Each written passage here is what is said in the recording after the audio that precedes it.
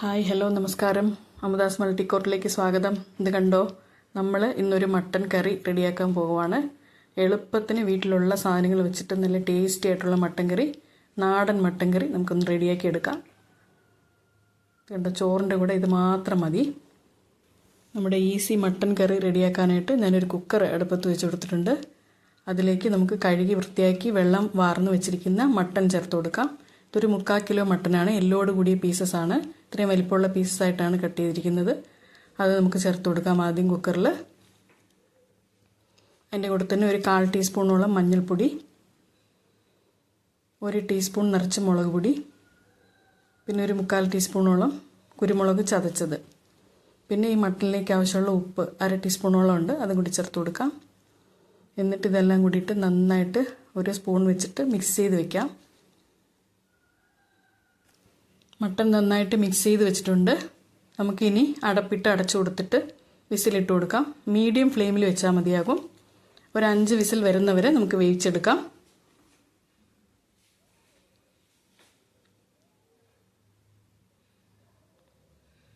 വിസിലിട്ട് കൊടുക്കാം.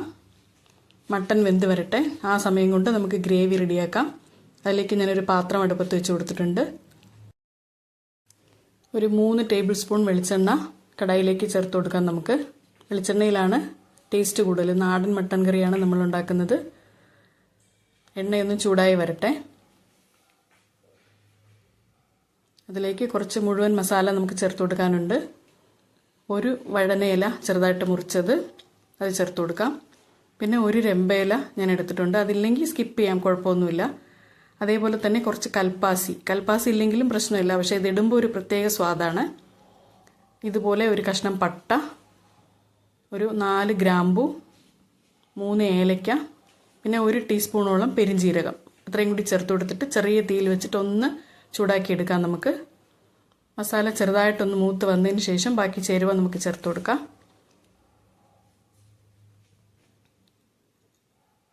മസാല മൂത്തിട്ടുണ്ട്. ഇനി ഇതിലേക്ക് നമുക്ക് മുറിച്ച് വെച്ച സവാള, ഒരു മീഡിയം സവാള 3 എണ്ണമാണ് ഞാൻ എടുത്തിരിക്കുന്നത്.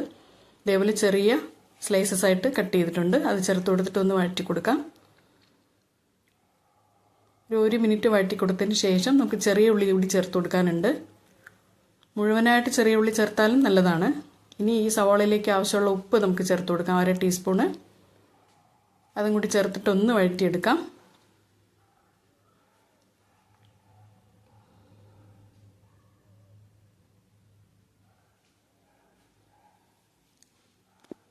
ഇനി ഇതിലേക്ക് എടുത്ത് വെച്ചിരിക്കുന്ന ഉള്ളി, ഇതൊരു 150 ഗ്രാം ഉള്ളിയുണ്ട്, ഇതുപോലെ ചെറുതായി കട്ട് ചെയ്തതാണ്.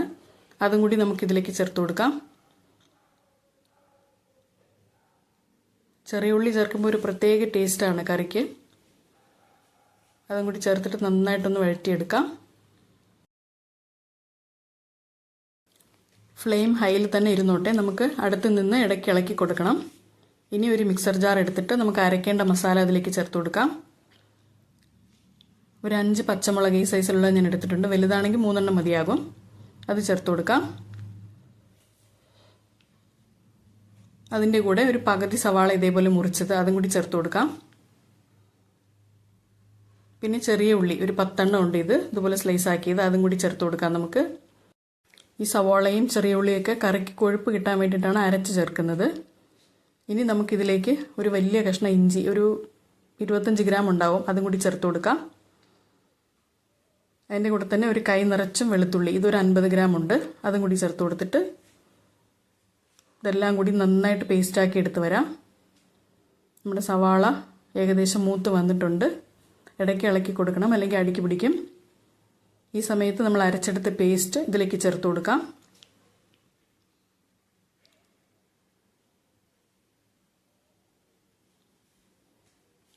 വീണ്ടും എല്ലാം കൂടിയിട്ട് നന്നായിട്ടൊന്ന് മിക്സ് ചെയ്തെടുക്കണം.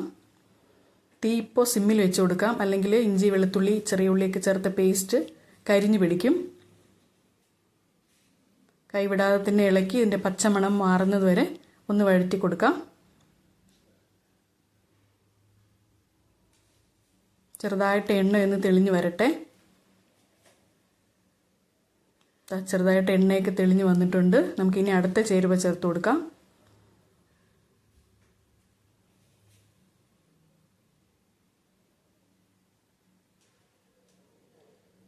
കുറച്ച് മഞ്ഞൾപ്പൊടി, മുളക് പൊടി ഒരു 4 ടീസ്പൂൺ ചേർക്കുന്നുണ്ട്. മീഡിയം എരിവാണ്. കുറച്ചുകൂടെ എരിവ് വേണ്ടവർക്ക് കുറച്ചുകൂടെ കൂടുതൽ ചേർത്ത് കൊടുക്കാം. അതിൻ്റെ കൂടെ തന്നെ ഒരു 2 ടീസ്പൂൺ മല്ലിപ്പൊടിയും കൂടി വേണം, അതും കൂടി ചേർത്ത് കൊടുക്കാം. അതിൻ്റെ കൂടെ തന്നെ ജീരകത്തിൻ്റെ ഫ്ലേവർ ഇഷ്ടമുള്ളവർക്ക് ഒരു 1/2 ടീസ്പൂൺ വറുത്ത് പൊടിച്ച ജീരകത്തിൻ്റെ പൊടി ചേർത്ത് കൊടുക്കാം. ചേർത്തില്ലെങ്കിലും പ്രശ്നമില്ല, പക്ഷേ ഇതും കൂടി ചേർത്ത് കഴിഞ്ഞാൽ നല്ലൊരു ടേസ്റ്റാണ്.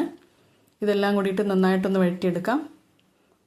ലോ ഫ്ലെയിം തന്നെ മതിയാകും. ഇപ്പോഴേക്കും നന്നായിട്ട് കൂട്ടി യോജിപ്പിച്ചെടുക്കാം.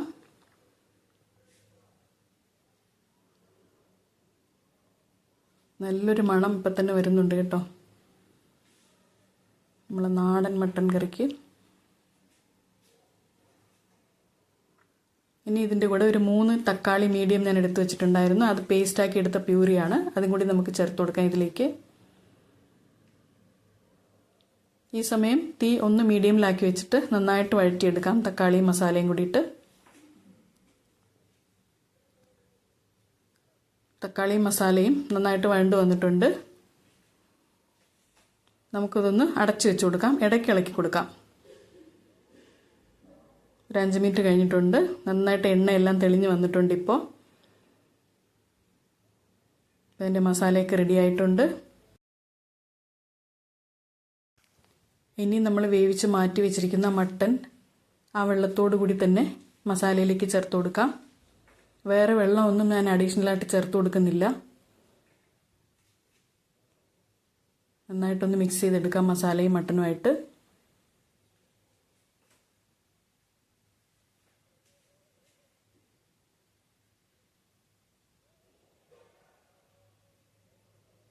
ഫ്ലെയിം വേണമെങ്കിൽ ഹൈ ആക്കാം.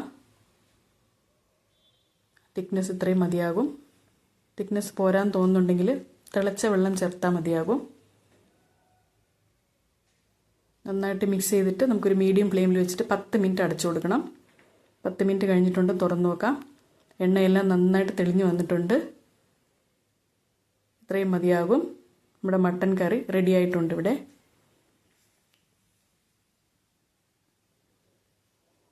ഉപ്പ് നോക്കാം. ഈ സമയത്ത് നമ്മൾ 2 പ്രാവശ്യം മാത്രമേ ഉപ്പ് ചേർത്തുള്ളൂ, മട്ടനിലേക്കും പിന്നെ സവാള വഴറ്റുന്ന സമയത്തും. അപ്പോൾ ഈ കറിയിലേക്ക് ഉപ്പ് പോരാ, കുറച്ചുകൂടെ ചേർക്കേണ്ടതുണ്ട്.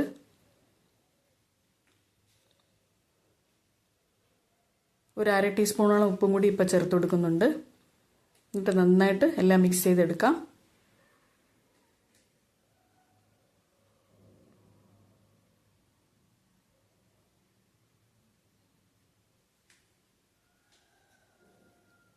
കണ്ടോ, കറക്റ്റ് കൺസിസ്റ്റൻസി ആയിട്ടുണ്ട്. ഇത്രയും മതിയാകും.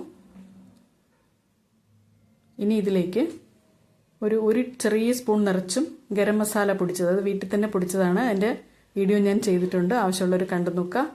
അതിൻ്റെ കൂടെ തന്നെ ഒരു കൈപ്പിടി മല്ലിയില ചെറുതായിട്ട് മുറിച്ചത്, അതും കൂടി ചേർത്ത് കൊടുക്കാം. എന്നിട്ട് വീണ്ടും നന്നായിട്ടൊന്ന് മിക്സ് ചെയ്തെടുക്കാം. അങ്ങനെ നമ്മുടെ നാടൻ മട്ടൻ കറി ഇവിടെ റെഡി ആയിട്ടുണ്ട്. എല്ലാവരും ഇതൊന്ന് പരീക്ഷിച്ച് നോക്കണം കേട്ടോ.